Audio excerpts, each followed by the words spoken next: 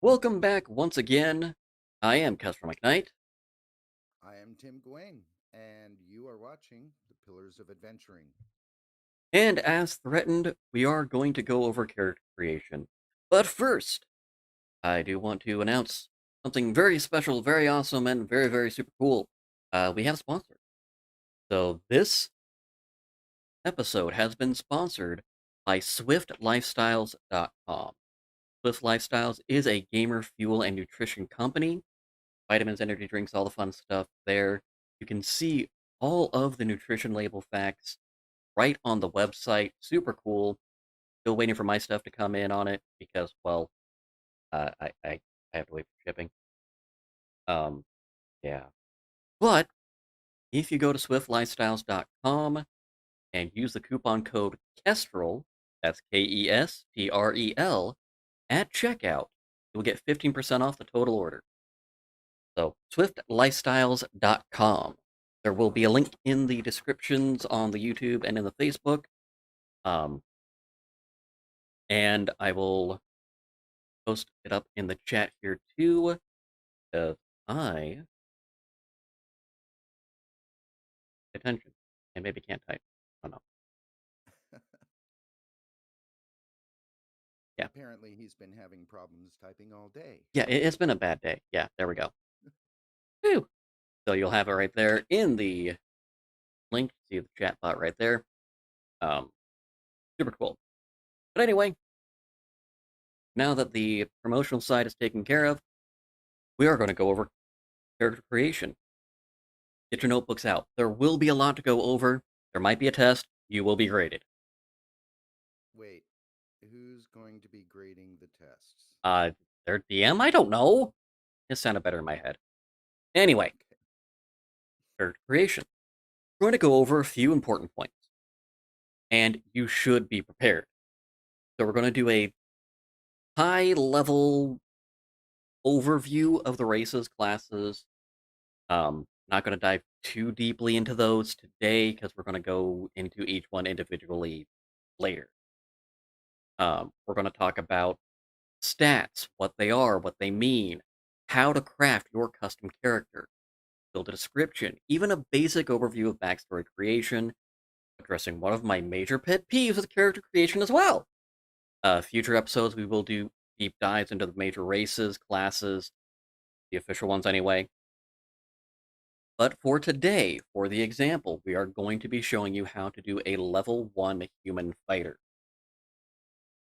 So let's get down to business. The first thing that I would like to express right here is that there is no right way to build a character, but there are several wrong ways. How I typically go about it is that I fill out the character sheet. And then I create a backstory to fit what I filled in my character sheet. Some folks build a character to fit their backstory that they've been thinking about and have in their mind. Either way is fine, but in order to do that, we really need to first pick a race. Now, depending on your DM and the world that you're in, beyond basic stats, your race can determine how the rest of the world sees you. Humans are our baselines, usually. Because Um, usually we all identify with humans, right? Because most of us are them. right, right. At least 90% of us. Yeah. They are diverse as they are plentiful. They aren't exceptionally good at anything, but they aren't necessarily terrible at anything either. So there's sort of a safe choice to use for any class, especially as you're learning, because you're not going to accidentally hurt yourself with bad racial aspects. They're the vanilla of the D&D universe. They are really safe, and as we said earlier, mainly because about 99% of us are humans in real life. Some of us are reptiles. I Um, identify as an elf. I play them a lot. um, Might as well. yeah, same here. The most common and plentiful races in Dungeons and Dragons are humans, elves, dwarves, and halflings. Some of these races have sub races like Wood Elf or Mountain Dwarf to add a little bit of additional flavor. They also may have different advantages. Sometimes your DM may decide that the world has a flare of racism against a certain race. While this can be an interesting story idea, I really cannot stress enough that you shouldn't use this type of story to promote racism. Not only is racism bad, but if you're using it to hurt players as opposed to be something for them to overcome, it's pretty lazy and rude. I could go on for hours about how racism can be a tricky line to tread. It can be a very useful tool to create tension or be a driving force to get the players to do something. Uh, One of the great things is if you have a situation that your players don't like, you build NPCs that are specifically designed to hate in order to make be a catalyst of a changing situation. That's okay. Just be careful about it. At the very end of the day, this is supposed to be a game of enjoyment. There are far more important things to hate than someone's race, like crappy dice rolls. Exactly. I have a dice jail I'm for a in a reason. I'm in a campaign right now where dwarves are slaves. Um, and we as a party have already been talking about how we can free the dwarves. So there is that element. It's part of the storyline, it's part of the world in which we're used to. So so again, it can be an interesting story hook. And especially if you take an approach like that, we're like, okay, yes, there's slavery or there's a stigma against tieflings because of their demonic heritage, because, well, there was a demon war last generation. Um, and exploring how that affects people and building on it in a safe space can be good. It can really help for personal growth and addressing these issues we face in real life without having to go through them. But that's something you want to talk with the table about before going into or saying, hey, I want to do this, because it's a very heavy topic. You don't want to spring that on your players or your fellow compatriots. It's okay to say, hey, I was a slave in da da da da, broke free and started my life adventure. That's fine, but be mindful of it. Right. Now, once you have settled on a race, you will want to select a class. Classes are basically the adventuring professions in Dungeons and Dragons. There are 12 core classes, each with its own unique skills, abilities, and modifiers. You can be any class you want. You can even take levels in other classes over the course of the campaign if you feel your party is missing something that you could provide. Generally speaking, possibilities are limited by only your imagination. Each class does have an important role in both combat and social interaction, and will have you approach the world differently. Again, we will have specific episodes on each class, but for example, with a ranger, they typically are on the outskirts of society. They patrol the woods and wilderness and wilds, mountains, wherever they call home, they patrol that. So they have a kinship of nature and a balance. You can use that as your interaction. But for today, we're going to just focus on making the fighter. Again, they're a good all around class, and when used well, they are an important part of any adventuring team. Now, we have our race, and we also now have our class. We need to get into the nitty gritty of it all, uh, the stats. And before we look into how to get stats, we need to take a look at what the stats are and what they do for us. The six stats that are the foundation of any character are as old as D&D itself. I remember way back in the 70s when it first came out, I did this. Um, and if you've played any RPG, you're probably already kind of familiar with them. The first one is strength. This is your physical burst of power, how hard you hit something, how heavy of objects you can lift, and your martial prowess. It defines the body's raw power and is usually important for fighters, paladins, and especially barbarians, my favorite class. Um, those who want to get in close and who want to essentially just cave in somebody's face or bite the head off of a Medusa. Um, It work either way. yes. The next one is actually my personal favorite skill, dexterity. Dexterity is your physical agility, your reflexes, balance, poise, your fine motor skills, the ability to control your body in strange and delicate ways. Apparently, it's just not my typing; it's my speaking as well. I noticed. Yeah, a little bit. I promise I'm sober.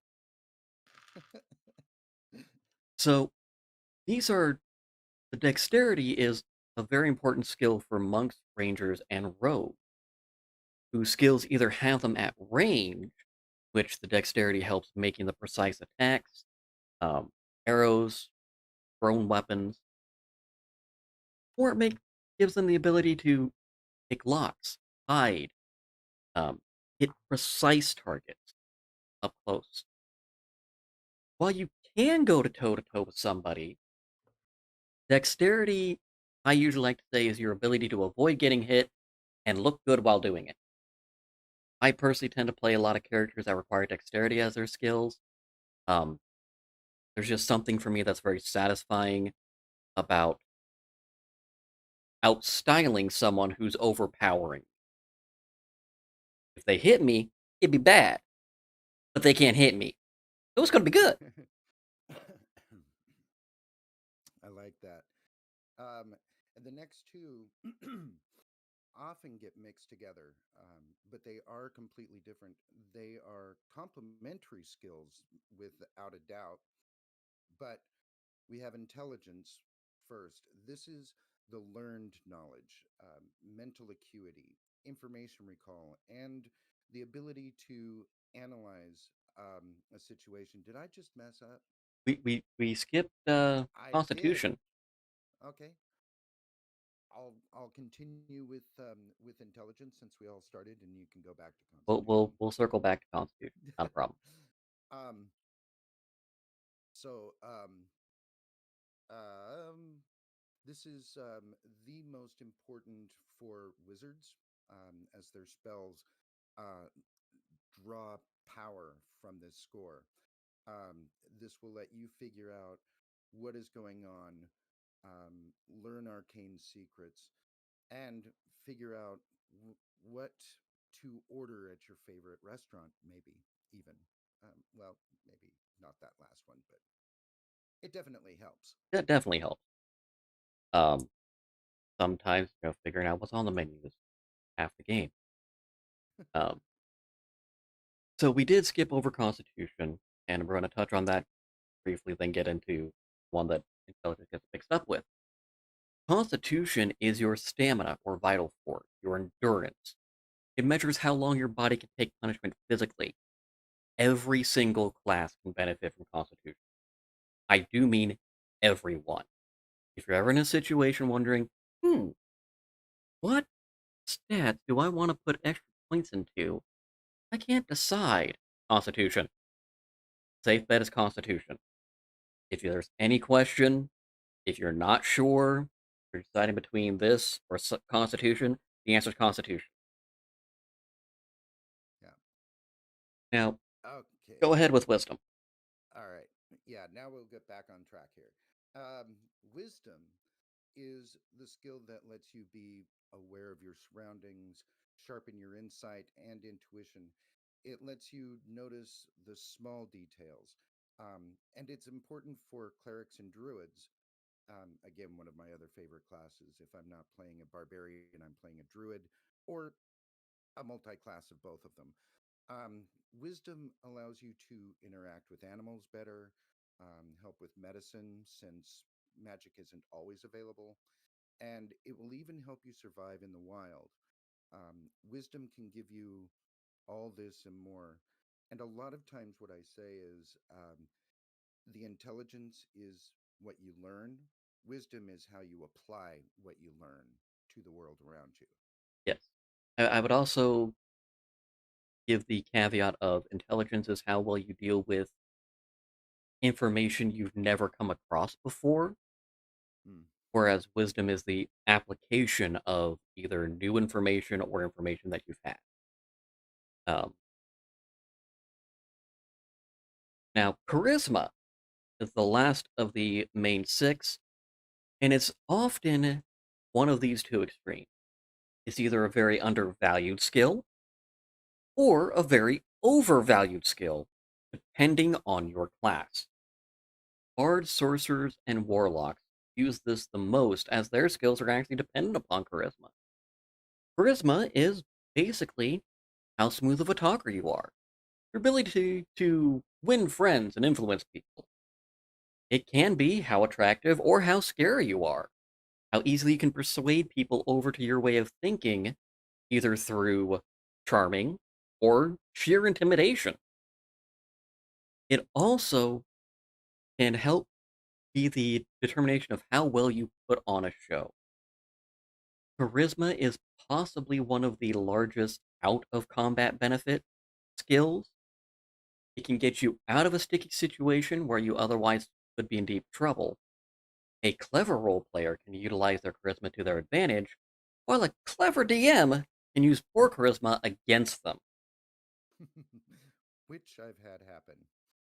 Um, now that you've got sort of a basic understanding of the stats, let's roll the stats for our fighter. Now I have my dice here. Um, I have the most common way of doing this is to take 4d6. That's this size, typical Yahtzee die, um, and roll them. Take the lowest number out and add the remaining three together. So we're gonna do this. Um, Holy crap.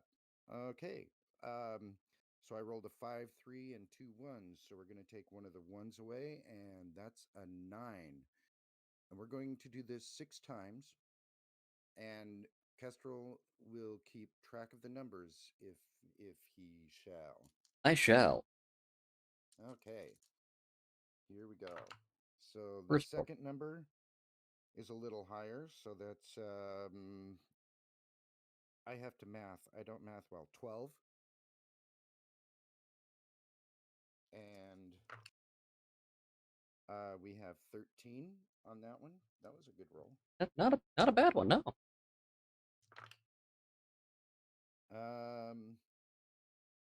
11. These are kind of. This is so far better than the last character I rolled up. Okay, this is 12. And I haven't been keeping track. How many more do we have? So we need two, three, four, five. Need one more roll. All right. Oh, this is a 4. I got three ones and a 2. Mulligan, reroll it. I'm a very hardline person. If the roll will take the stat under 8, reroll it. This one is 10. Um, Now, the reason I say that one, for those folks at home, um, 8 is the lowest that your score gets if you start off at a baseline. Hmm. So, humans being the baseline, If you switch to a different race, some will have a negative impact on certain aspects, like elves have a -2 to Constitution start because they're more dexterous and not as hardy, which is fine. Um, but I also don't believe in gimping people below the average. So if the average elf would be at an 8, you shouldn't be lower than an 8. Um, so if the roll is going to put you there, you're not an adventurer, you're sick. So not a terrible run, not a great run either with the rolls. Yeah. Um, we have 9, 12, 13, 11, 12, and 10. So now we get to assign these into the respective places for a fighter, So, Kestrel will pull up the character sheet of which our you now fighter see on your screen on the and talk lovely about the skills. side over here. Um, Now, as a fighter, I'm going to recommend we'll go with the highest in the strength, so 13 for the strength. Sound good? Yeah, Um, we'll take one of our 12s into Constitution because fighter's going to get up close to personal, 5 right? right. Um, got another 12. I'm going to put that 12 into Dexterity. Makes sense. Um, you're not going to be the brightest twig in the tree, so we're going to put the 9 for Intelligence. Um, Now, personally, I'm not sure. Do I want to do the 10 in Charisma or do we want to do the 10 in Wisdom? Um, as a fighter, I suggest 10 in the wisdom. Okay, so put the 11 in Charisma. So I've got 10 and 11 left. Oh, okay, yeah, no, put the 10 in charisma, put the 11, make him a little wiser than Okay, pretty. He that's could fair. be average looks and a little wiser. So you notice that when I did this on the character sheet, we have a 1 above the Strength, the Dexterity, and the Constitution, and a -1 in the Intelligence, and 0 in both the Charisma and Wisdom. What that actually means is we are going to have a situation where we get bonuses to certain skills because of our strength, dexterity, and constitution. So you see here we get bonuses in the saves. We also have some that are going to intrinsically hurt because we're not as smart. Now, this is not the worst character I've rolled up, but there are. This is actually a fairly average character, um, Mhm. which makes the name perfect, Average Joe. So a little bit better than the average person. Now we get into the fun part. Yeah, describing our character. Um, we'll develop a personality using the tools and alignment as a guide.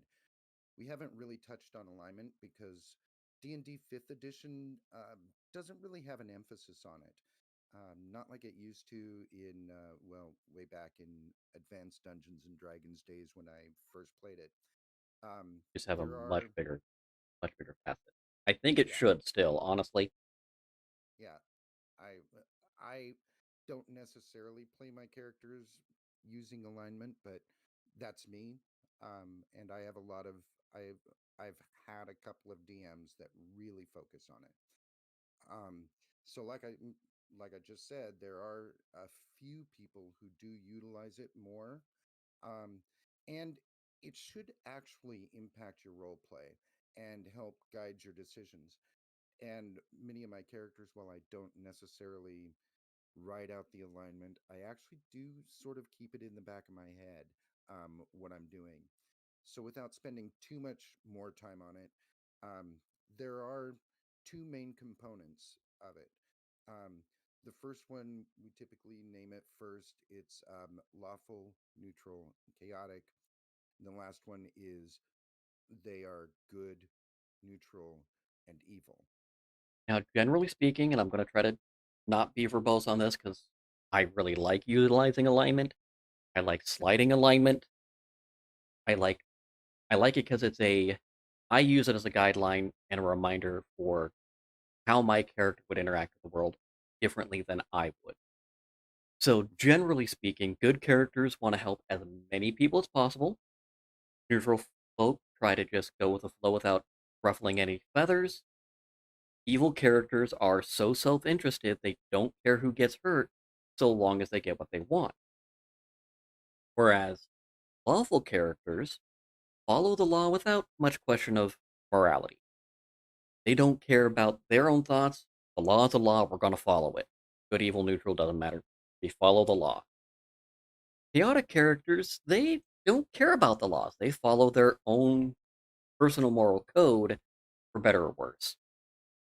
The neutral characters in that line between law and chaotic, they try to find that balance. They don't want the laws to hurt people. So if it is a unjust or a cruel law, they definitely will go against it in that case.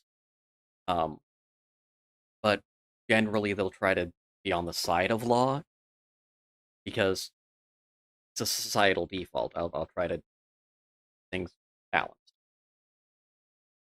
Now, use these as a guideline for your character. We will get into morality and roleplay because one is not used enough, in my opinion, and two, a lot of times when people use it, they use it wrong. I'm looking at you, chaotic evil. Right. Um, and we're also going to explore individual backgrounds more in depth later. And you aren't required to pick a pre built background. Um, and you also can adjust them. These are just launching points. Since we're doing a fighter, we're going to do a soldier background because, well, it just makes sense. Uh, the fighter, um, the background gives you the option to select your specialties. Um, or you can roll a d8 and have a little more randomness into your character. And we'll have him roll since this guy isn't going to be used in a campaign. Yeah, so pull up the soldier first thing. The So first that's one, what the d8 looks like. so we're going to start with the specialty. So when he was in the army, um, go ahead and roll the d8 for me, please, Tim. That's a 1. So he was an officer. Now for that, that can have some good story elements. Um, oops, wrong button. If you watch our Saturday, definitely have an idea of what that sound is.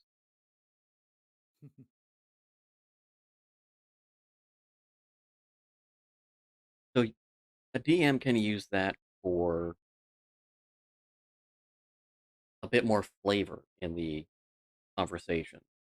If they're in a main city, you can definitely have a character go, okay, you're an officer, I respect, hey, he comes up on some old buddies. Well, you have a little moment of flavor. Uh, Maybe you get a discount because veterans discount. I don't know. Your game, run it how you want. Um, the other thing is you can, and you'll actually see over here where it says land vehicles.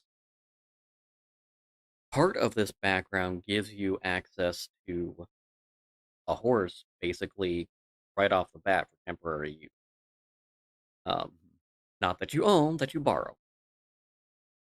So we're going to continue with the background and see what the principal characteristics. So roll me another d8.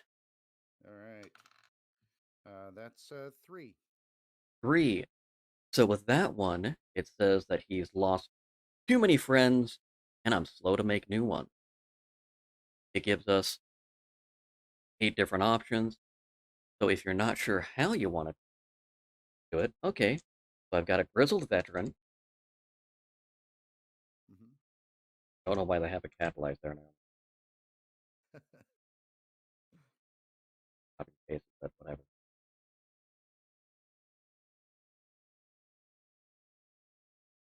All right. So now we're going to look for his general overall ideal. This one I'm not going to roll. I'm going to base it off of what he did in the alignment. I just put lawful good as it's a general default. Again, if you're not sure how you want to play it, going the good route is usually a safe bet. Most campaigns are written towards a good party. Um, and lawful or neutral good are usually the safe bets. If you were a little more flexible on it, chaotic is okay. But again, chaotic doesn't mean I do whatever I want whenever I want. Woo, chaos, you're crazy. Chaotic is I'm following my own moral code despite what the law says. Um, so I'm going to do a greater good ideal just because it makes sense. Um, so for the bonds, could you roll me a d6? Oh, okay. Um, one. I'm rolling a lot of ones today. Out of one. I hope that's not an omen for Saturday. Yeah, you're getting it out of your system now.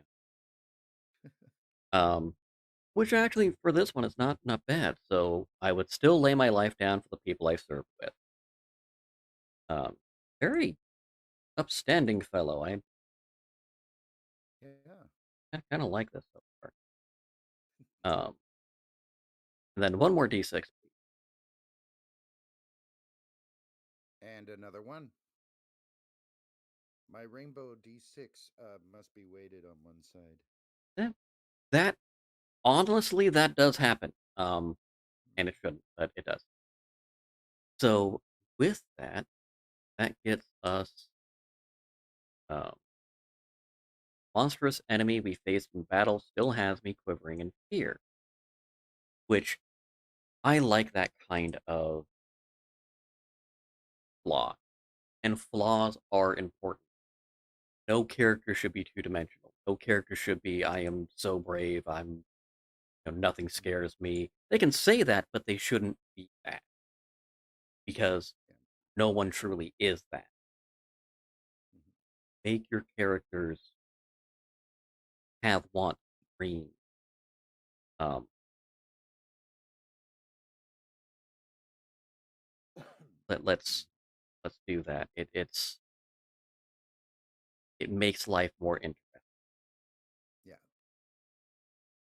So now that we've done that, let's flesh out our backstory here. And now this can be whatever you want, but please, please, please keep some things in mind. And here you go. You're going to have to remember that what level you are. Um, if you're starting at level one, you're not going to be some otherworldly threat. You shouldn't have too much of a reputation and definitely aren't a force with which to be reckoned. Uh, the basic rule of infamy, if your character starts off level 1 through 4, you're at best a local hero. My tiefling bard, or no, my halfling ranger, I'm sorry. Um, in his little shire, he helped kill giant spiders. So he became Corian the giant spider slayer in his own little town. So you're at best a local hero. You're known in your town or village for being better than the average. Um, you have some skills that set you apart, and may even have some local renown, but nothing sweeping.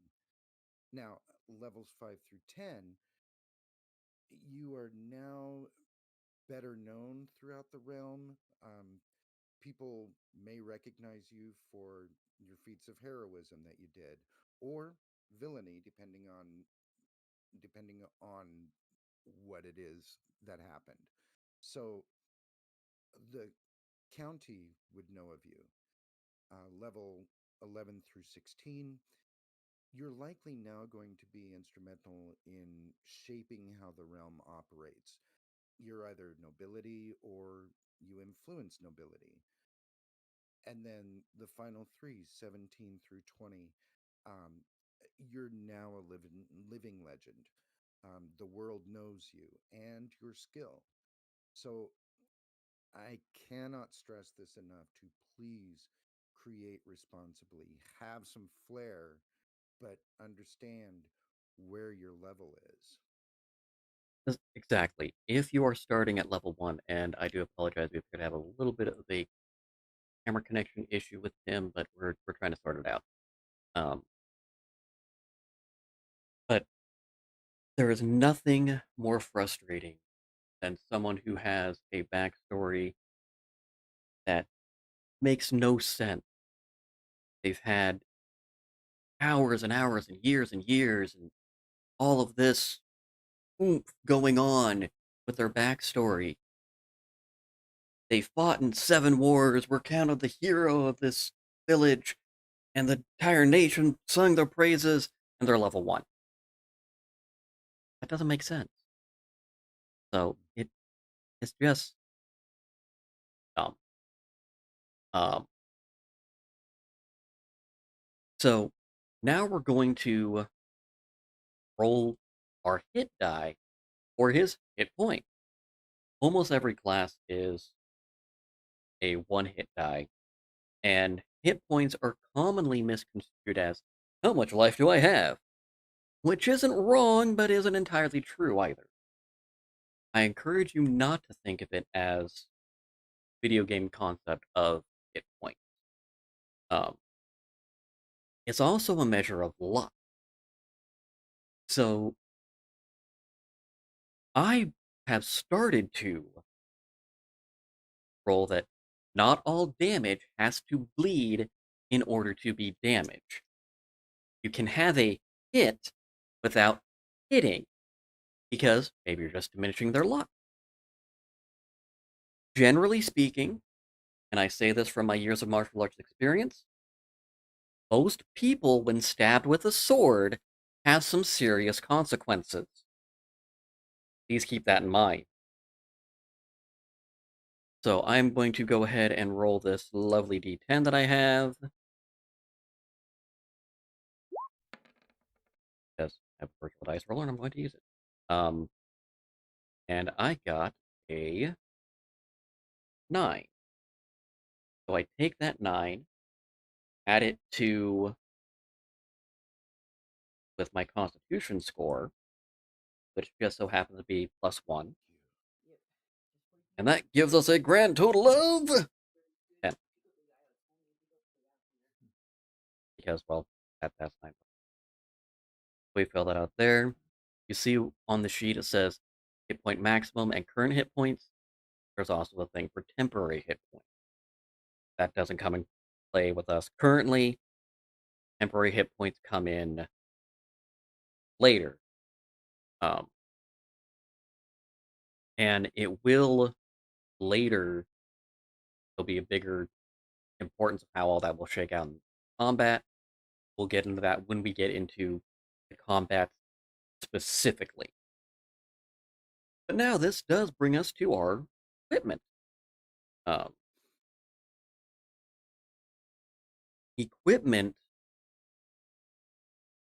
for all the classes usually gives you choices, an either or option.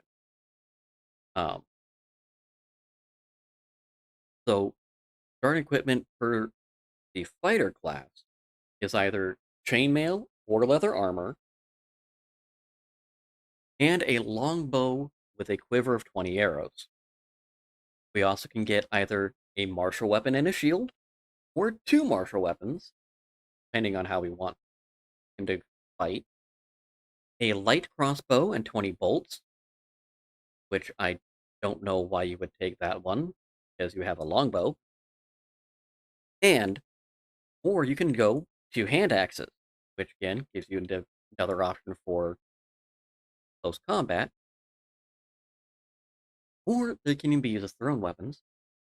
And then you also get either a Dungeoneer's or Explorer's pack, which does have some different options depending.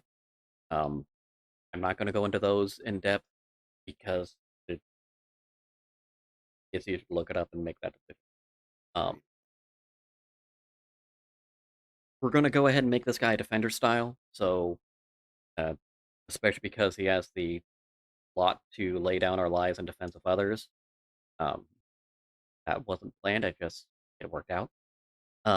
So we'll go ahead and give him the chainmail, and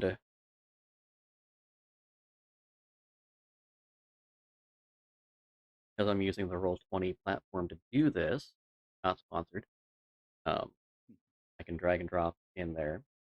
You see in here, got item, chainmail, 55 pounds. Um, that's another thing. You will want to talk with your dungeon master. I know personally, I'm not super big on encumbrance, although I probably should be. Um, I don't pay too much attention to it, and largely because most of the time my players don't get in situations where they have to be. Some DMs are sticklers about it. Um, let's see. Let's do the longbow. First I'm going to do the longbow. Get that anyway. Probably not going to use it much, honestly. Not He bad. could give it to his druid friend.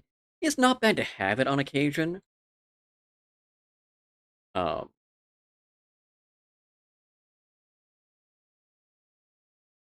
there. Because not every situation is going to give you the ability to run in and smash faces. So it's nice to have a ranged option. Um, so personally, when I play fighters, um, for most melee classes, I go with thrown weapons. And even my ranger has some thrown daggers just for style and flair, and sometimes they're nice to use as opposed to an arrow for narrative. Hmm. Um, let's see. We'll go with. I got a few other options. So I think I'll have this guy be predictable and go with longsword and shield. Now you do get the ability to choose what sword you'll take from the martial list. There is a list in the player's guide. Um, there's handbook. You also get them in some expansions and like Xanthar's Guide to Everything has a few options. I think Tasha's gets more. Yeah. Um, I don't have Tasha's yet. Hmm. And we're going to do the basic shield. Now here's the. This is a good and bad thing of the shields in Dungeons and Dragons. Shields, not counting magical shields, just these, board that sword board guys have. I encourage you as a player to be descriptive, write in your notes somewhere as to what type of shield this shield is. Because not all shields are the same. Um, this isn't a buckler like the fencer shield, but it doesn't have to be the round shield either. You can do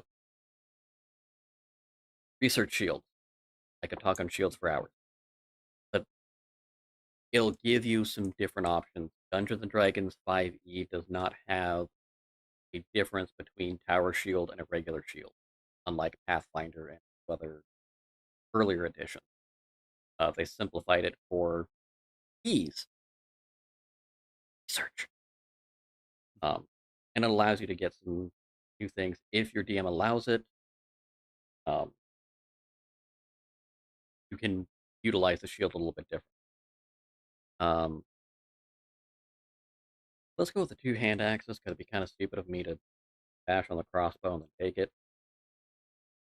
I don't know why.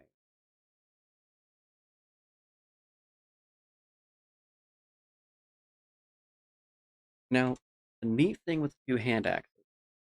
Hey, welcome back. Camera finally reconnected. Ah, Um, the thing with the two hand axes, because they're light weapons, you don't need the feet to dual wield them.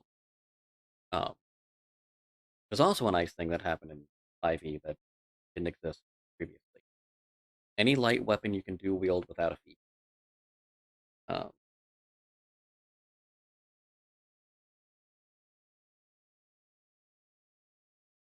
engineer that in for fun and excitement. Um,